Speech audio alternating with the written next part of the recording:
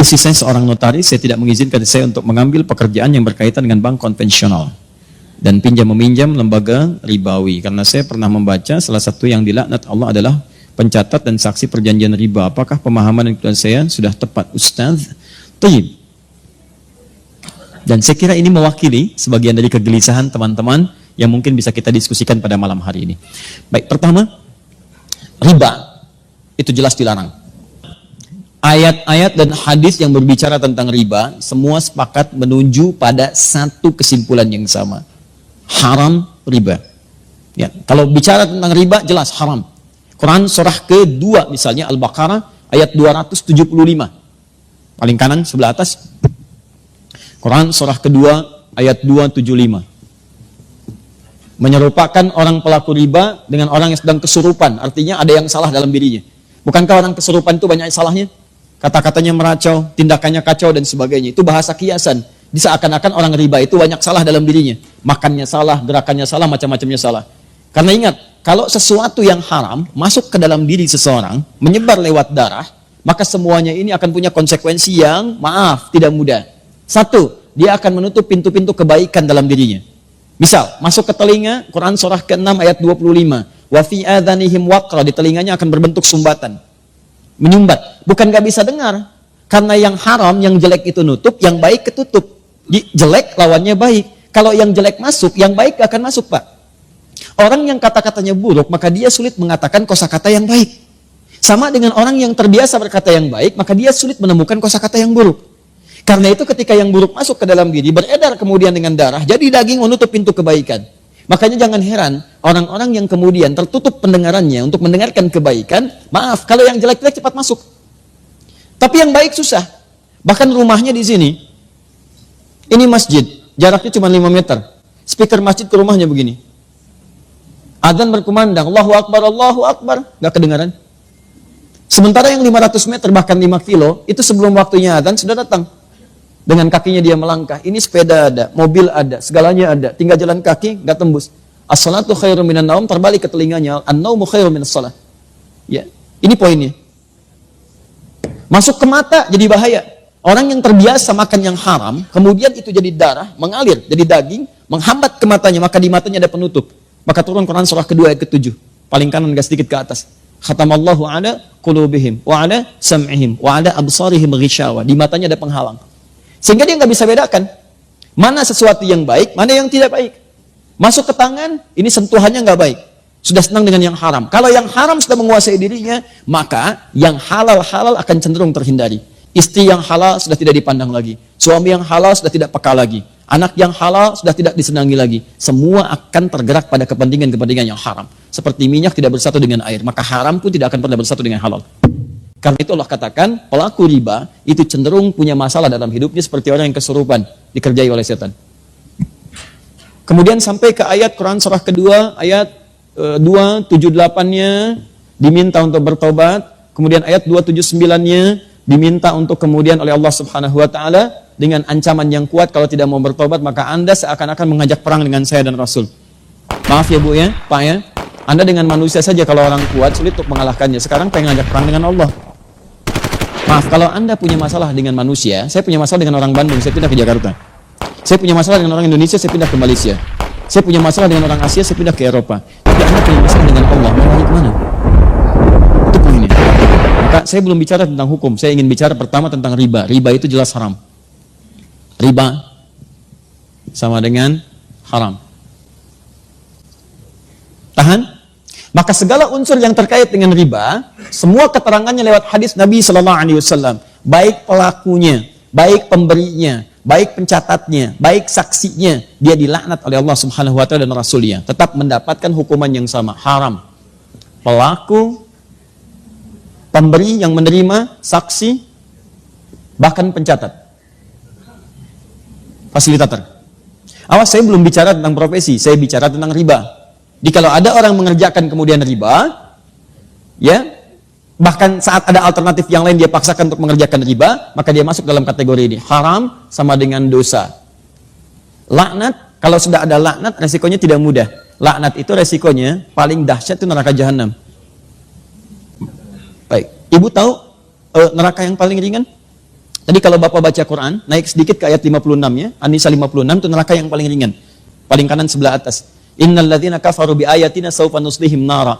Orang-orang yang sulit diingatkan oleh kami melakukan dosa-dosa, tapi dosanya yang standar, yang biasa-biasa, itu dosa juga. Kemudian dia kerjakan itu melewati amal solehnya. Amal solehnya kemudian turun, amal salahnya naik. Masuk dia ke neraka yang paling ringan, sawfa nuslihim nara. Kami tarik ubun-ubunnya. Nusli itu dicelupkan seperti bikin teh celup. Pernah bikin teh celup? Ya nanti coba ke ruang makan, ambil celupan, masukkan. Teh celup itu kan celupkan, angkat ya. Nah, nanti ada orang ditarik ubun-ubunnya dicelupkan ke neraka. Kullama nadijat juluduhum, setiap dicelupkan hancur semua tubuh dan kulit-kulitnya. Kenapa kulitnya disebutkan? Karena kulit indera perasa yang paling kuat. Jadi kalau ada orang dipukul kena kulit atau dicambuk kena kulit, cambukan pertama pasti sakit luar biasa. Karena kulitnya masih ada. Selanjutnya cambuk. Ketika mengelupas akan berkurang rasa sakitnya. Makanya kata Allah, ketika kami celupkan hancur dengan kulitnya, kemudian baddalnahum juludan ghairaha, kami angkat, kami sembuhkan lagi sehingga kulitnya tumbuh lagi. Liyadzuqul adzab, supaya merasakan azab seperti serupa tadi. Tidak berkurang sakitnya. Itu sekali celup, Pak, satu harinya sama dengan 1000 tahun. Satu detiknya sama dengan 48 hari. Kalau mau coba silahkan aja. Nah. Ini yang paling ringan.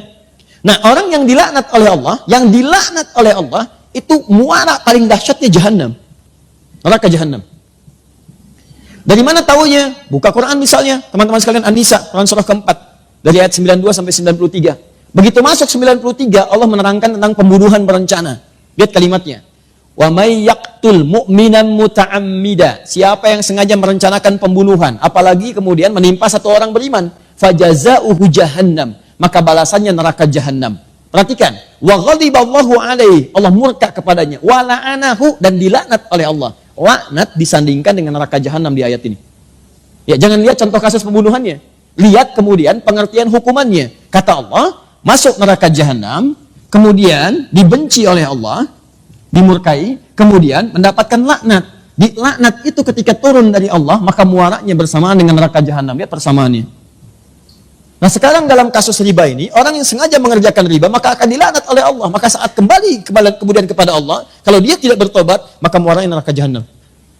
Saya mau terangkan hukum dosa dulu.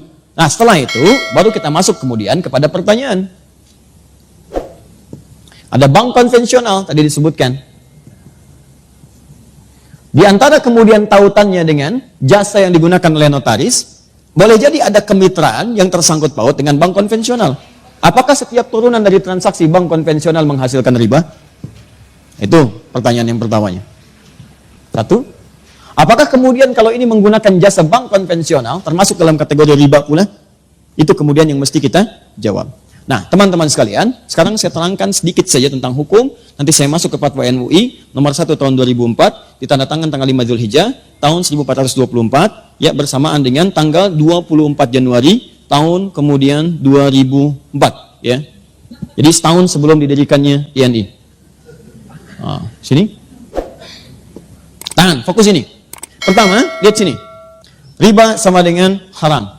Haram itu hukum. Ada 5 hukum dalam Islam di usul fikih. 1 haram, kedua kemudian ada halal, ketiga ada mubah, keempat ada sunnah, kelima ada makruh. Baik, hukum ini akan selalu terkait berkelindan dengan perbuatan, bukan barang. Ingat, perbuatan. Setiap ada perbuatan, maka melekat hukum di dalamnya. Hukum sama dengan perbuatan. Ingat ya, bukan barang ya, bukan barang. Jadi semacam istilah uang haram, sebetulnya bukan uang yang haram. Tapi perbuatan yang menjadikan uang itu sulit untuk digunakan pada aspek-aspek yang baik. Nah sekarang, kaidah selanjutnya, fokus. Perbuatan ini akan terkait berkelindan dengan sebab. Dalam usul fikih disebut dengan ilat namanya. Kaidahnya berbunyi, gak usah dihafal, yang penting paham. Al-hukmu yaduru ma'a illatihi. Al-hukmu yaduru ma'a illatihi. Hukum itu terkait dengan perbuatan yang terkait berkelindan dengan sebabnya. Apa sebab perbuatan itu yang menyebabkan ia dihukumi dengan 5 hukum tadi? Tahan. Ya, sampai sini nggak apa-apa, masih remang-remang, nggak ada masalah. Hukum terkait dengan perbuatan. Perbuatan terkait dengan sebab. Yang menyebabkan hukum turun, ini sebabnya. Apa sebab motivasi perbuatannya? Nah, sebab ini cukup menarik dalam tinjauan hukum Islam. Bahkan, yang pasti halalnya pun, itu bisa berubah jadi haram karena sebabnya. Seperti yang haram pasti pun, itu bisa berubah menjadi halal karena sebabnya. Contoh, sholat. Sholat itu halal atau haram? Salat, bahkan wajib. Hukumnya wajib, halal, bahkan wajib. Wajib dikerjakan. Tapi ternyata yang wajib ini bisa menjadi haram dikerjakan saat ada sebab tertentu yang mengiringi penunaiannya. Contoh, sholat dengan ria. Ria itu pengen dilihat orang. Orang sholat harusnya dilihat Allah. Dia sholat motivasinya pengen dilihat orang. Sebab dia sholat ke masjid itu karena pengen dilihat orang, bukan pengen sholatnya. Maka turun ayat, fawailul lil musallin, celaka orang sholat. Disebut celaka. Jadi Anda bayangkan, yang sholat aja ada peluang celaka, apalagi yang nggak sholat. Nah, siapa yang sholat ini? Bukan semua orang sholat. Alladzina hum an sholatihim sahun. Yang lalai dalam sholatnya. Siapa orang lalai ini? Alladzina hum yura'un, yang ria. Sholat yang hukumnya wajib, itu bisa berubah haram ketika dikerjakan dalam konteks ria dalam mengerjakannya. Paham? Nah, saya tanya lagi, ada hewan yang hukumnya haram. Apa diantaranya? Baik, babi. Hewan itu haram, diharamkan misalnya. Babi, hukumnya haram. Jelas haramnya. Tapi ada sebab tertentu yang menjadikan babi itu bisa berubah kemudian menjadi halal dalam sementara waktu. Bukan selamanya. Contoh, Anda misalnya ada tugas, kemudian penelitian, sampai studi banding ke Cina, daratan yang paling jauh, masuk ke wilayah yang terpencil, tiba-tiba nggak ketemu hewan yang halal. Ayam nggak ada yang mukillah, kambing nggak ada, sapi nggak ada, yang ada cuma babi. Sehari tahan, 2 hari, 3 hari sudah mulai lapar dan kelaparan. Dalam posisi demikian, apakah boleh makan babi, Bu? Tidak, besar begitu babi. Tidak bisa. Yang boleh makan daging babi, setelah itu dipotong dulu, dimasak dulu. Babi kan besar, bagaimana bisa dimakan? Ya. Nah, lihat sini. Tahan. Fokus ini. Jadi, ambil sebagian dagingnya, kemudian dia mulai dibersihkan, dia dimasak dengan baik dan sebagainya. Dari saat itu, dia menjadi halal. Lihat, halal untuk dimakan, untuk menutupi rasa lapar saja, bukan untuk dinikmati. Bukan untuk dinikmati. Ya, jadi sifatnya sementara. Perhatikan baik-baik ya. Semua yang berhukum tetap ketika ada sebab tertentu pasti sementara sifatnya. Ya, ini siap, lihat baik-baik. Ini hukumnya haram karena ada sebab tertentu, maka dia sementara menjadi halal sampai hilang sebabnya itu. Begitu Anda kemudian menemukan ayam, maka babi sudah tidak halal lagi. Tinggalkan babi. Sekarang yang dimakan apa? Bukan ayam besar begitu, daging ayam yang dimakan. Ya, Anda sembelih dulu. Kemudian potong itu, masak dengan baik, baru dimakan. Babi tinggalkan, maka hukum halal bagi babi pada satu yang sementara sudah tidak berlaku lagi. Sekarang, maaf, sampai sini paham nggak? Kalau sudah paham, pemahaman ini secara simpel saja, mari kita terapkan dalam pertanyaan tadi. Lihat baik-baik, riba jelas haramnya. Bank konvensional memuati suatu hukum yang di dalamnya mengandung unsur riba. Bunga yang telah ditetapkan sebelumnya. Kemudian dia bisa bertambah. Bahkan lebih fatal daripada jahiliyah. Saat jahiliyah itu jatuh tempo, baru kemudian kalau tidak bisa bayar bunga berlaku. Bank konvensional sebelum jatuh tempo sudah dituliskan sekian, bahkan dia bisa bertambah. Itu jelas riba. Tahan sebentar.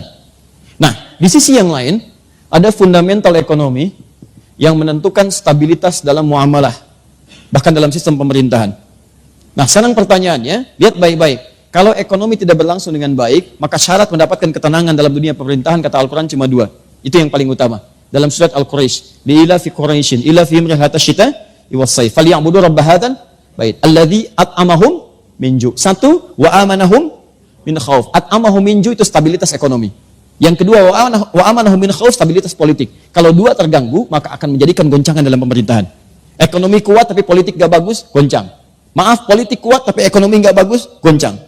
Yang jadi persoalan, transaksi-transaksi dalam kehidupan itu bagian dari putaran roda untuk menguatkan nilai perekonomian. Sekarang persoalannya, dalam dunia perekonomian kita ini, taruh ada terkait dengan jasa-jasa notaris. Maka digunakanlah kemudian kemitraan dengan bank. Pertanyaannya, bagaimana ketika saya menggunakan hukum ini sementara di dalamnya ada riba? Maka semua ulama sepakat, termasuk dalam Fatwa Ulama nomor 1 tahun 2004 dari Majelis Ulama Indonesia, kalau dalam lingkar pekerjaan itu ada bank yang masih menggunakan nilai-nilai syariat, bank syariah dengan konsep syariah yang benar, ya, dengan turunan-turunan yang benar, maka jelas solusinya. Ini yang digunakan sebagai fasilitator dan haram menggunakan yang ini.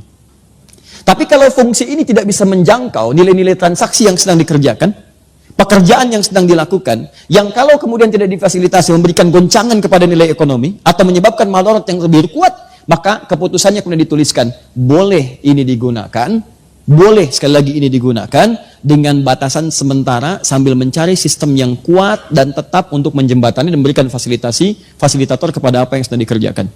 Jadi kalau pertanyaan cepatnya, sepanjang bisa di-cover oleh bank-bank syariah dengan hukum yang benar, maka itu kemudian yang dipilih. Tapi kalau itu tidak bisa di-cover, bahkan memberikan madarat yang lebih besar, maka Anda boleh menggunakan bank konvensional dengan tujuan menggunakan sementara sebagai jembatan untuk menyelesaikan persoalan dan untuk mencari yang lebih baik lagi ke depan.